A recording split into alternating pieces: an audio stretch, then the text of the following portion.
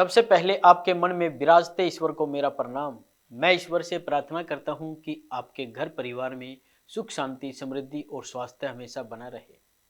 मेरे प्रिय दर्शकों, अक्सर हम अपने दैनिक जीवन में कुछ छोटी छोटी गलतियां करके और बड़े बड़े दुखों को आमंत्रित कर लेते हैं।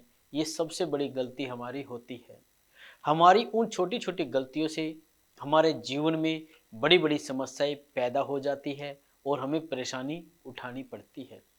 हमारे द्वारा की गई छोटी सी भूल हमारे किसी खास ग्रह को कमजोर कर देती है।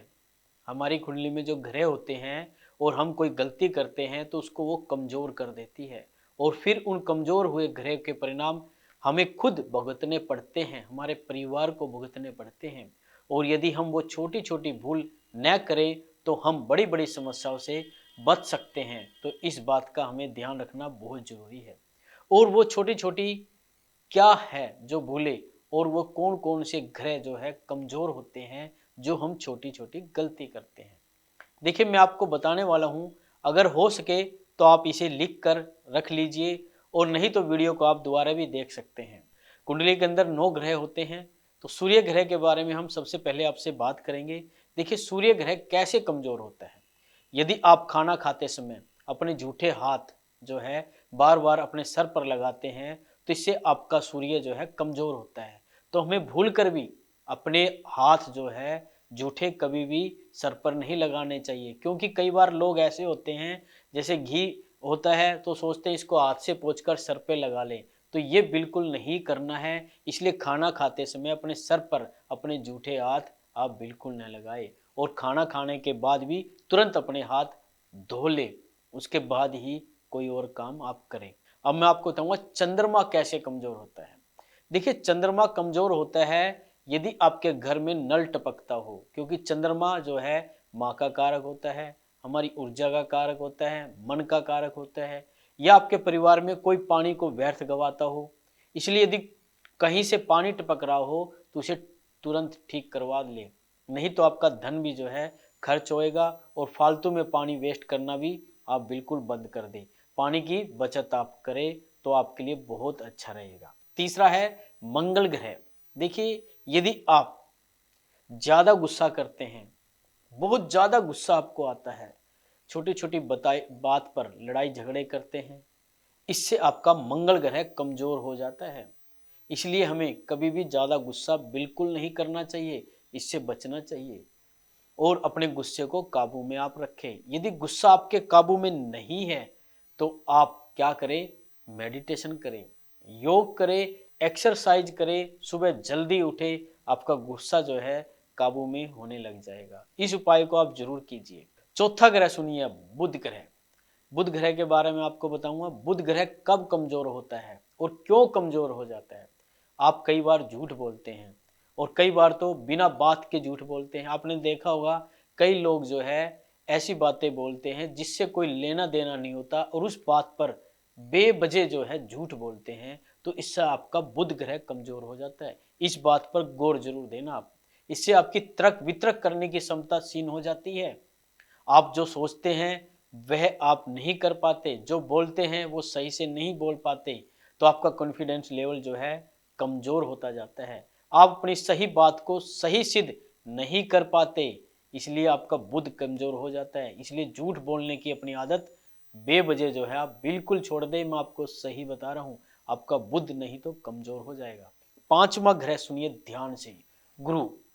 यदि आप बड़ों का आदर नहीं करते, उनका अपमान करते हैं, इससे आपका गुरु ग्रह कमजोर हो जाता है। तो आप सबसे पहले तो बड़ों का आदर करें, उनका सम्मान करें। तो आपका गुरु ग्रह, अपने गुरु जो आपने बना रखा है उसका भी आप आदर करें, उनका सम्मान करें। वो चाहे कैसे भी हो, लेकिन आपका फर्ज बनता है कि आप बड़ों का आदर करें। तो बुध ग्रह जो है आपका मजबूत होता है और आपको जो है इसका परिणाम जो है भुगतना पड़ता है। हमारे बड़े बुजुर्ग इस बात पर बहुत जोर देते हैं कि बड़ों का आदर करना चाहिए। मैं जो कुछ भी बोल रहा हूं उसे आप नोट करते जाए, ताकि आपकी छोटी छोटी जो गलतियां हैं इसके बड़े बड़े परिणाम आपको न भुगतने पड़े। इस बात पर ध्यान दीजिए। अब सुनिए शुक्र ग्रह। देखिए, शुक्र ग्रह जो है पत्नी का कारक है, महिलाओं का कारक है। यदि आप अपनी पत्नी का या अपनी कोई भी महिलाएं है, उसका अगर आप सम्मान नहीं करते तो इससे आपका शुक्र ग्रह कमजोर होने लगता है। और शुक्र आपकी रूप और सुंदरता का भी कारक है, तो इसलिए आपको शुक्र ग्रह को जो है मजबूत करना बहुत जरूरी है। और आपका शुक्र ग्रह अगर कमजोर होता है तो बेहतर होगा कि आप अपनी पत्नी और अन्य महिलाएं, जो भी महिलाएं हैं, बड़ी हो या छोटी हो, महिलाओं का सम्मान आप अवश्य करें। अब सातवां ग्रह यानी शनि ग्रह। शनि ग्रह तब कमजोर होता है जब, सबसे बड़ी बात, जब आप आलस करते हैं और छोटी छोटी बातों पर आलस करते हैं। आप सोचते हैं कि आज का काम कल पर कर लेंगे, तो इससे आपका शनि ग्रह कमजोर होता है। और आपके आलस करने से आपका शनि ग्रह जो है इसलिए भी कमजोर हो जाता है, यदि आप गरीबों की और अपने नौकरों का जो है अपमान करते हैं। आप ऐसा बिल्कुल मत कीजिए, नहीं तो शनि ग्रह जो है आपको जो है कुंडली के अंदर खराब हो जाएगा। और आपका शनि ग्रह जब कमजोर होता है तो इसलिए आपके लिए बेहतर होगा, यदि आप ऐसा करते हैं तो आज ऐसा करना बिल्कुल बंद कर दे। आप शनि ग्रह को मजबूत जरूर कीजिए, आप सबका सम्मान कीजिए। सबसे बड़ी बात, आप लेबर, जैसे लेबर तबके के लोग होते हैं, लेबरों का, और अपने घर में या ऑफिस में जो भी आपके लेबर है, काम करने वाले हैं, उनका आप सम्मान कीजिए। आलस को आप बिल्कुल त्याग दीजिए। आलस करने से तो शनि ग्रह बहुत ज़्यादा कमज़ोर हो जाता है। और गरीबों और अपने नौकर इत्यादि का भी आप पूरे विधि विधान से उनका सम्मान कीजिए। आठवां ग्रह है राहु।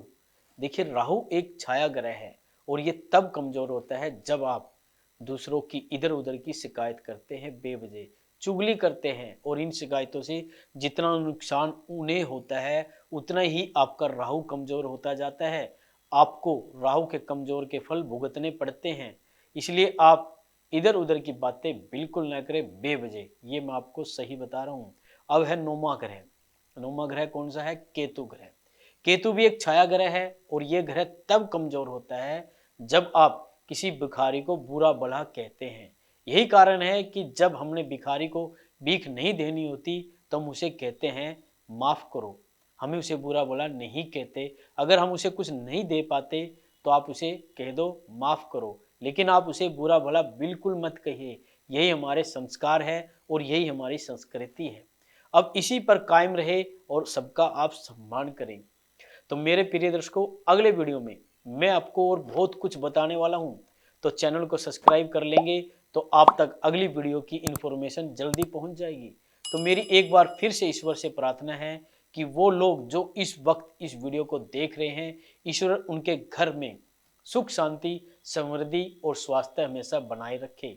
वीडियो को लाइक अवश्य कर दीजिए और दूसरों के साथ भी शेयर कर दीजिए, और कमेंट में लिखिएगा जय श्री राम, जय भैरव बाबा की, और जय भोलेनाथ।